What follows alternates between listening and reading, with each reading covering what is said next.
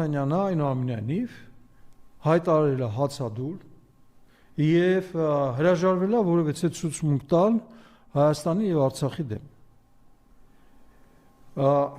Նույն բանը անում է Բակո Սահակյանը, Դավիթ Մանուկյանը եւ միշտ իմ համար սիրված եւ գնահատված եւ հարգված Լևոն Մնացականյանը, իսկական տղամարդ գեներալը, որոնք ասում են, որ հա Արցախյան պատերազմում կռվել են Արցախի ինքնության եւ անկախության համար, որտեղ էլ որ չեն կռվել, եթե լիներ այդ անհրաժեշտությունը կռվելու էին։